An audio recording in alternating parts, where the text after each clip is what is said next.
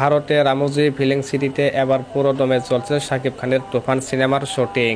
সেই শুটিংয়ে এবার যোগ হলো নায়িকা মিমি চক্রবর্তী। শুটিংয়ের কিছু স্থির চিত্র প্রকাশিত হয়েছে তার ইনস্টাগ্রামের স্টোরিতে, যেখানে দেখা যায় তুফান সিনেমার শুটিং করছে নায়িকা মিমি চক্রবর্তী, আর তাকে দেখার জন্য ভিড় করছে দর্শকরা। জানা যায় 15 এপ্রিল থেকে শুরু হওয়া এই শুটিং চলবে টানা 1 মাস। রায়হান রাফি পরিচালিত এই সিনেমাটি ঈদুল আজহায় মুক্তি পাবে। মালকাট অ্যাকশন ডাচের সিনেমায় শাকিব খানকে দেখতে মুখিয়ে আছেন দর্শকরা। হাই ভোল্টেজ অ্যাকশন ডাচের সিনেমায় প্রথমবারের মতো একসাথে কাজ করছে রায়হান রাফি ও শাকিব খান।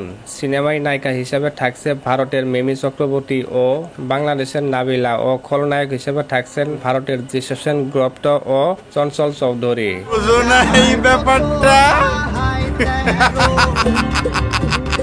তো বন্ধুরা, তুফান সিনেমা নিয়ে আপনারা কতটুকু এক্সাইটেড জানিয়ে দিন আপনাদের মতামত কমেন্ট করে।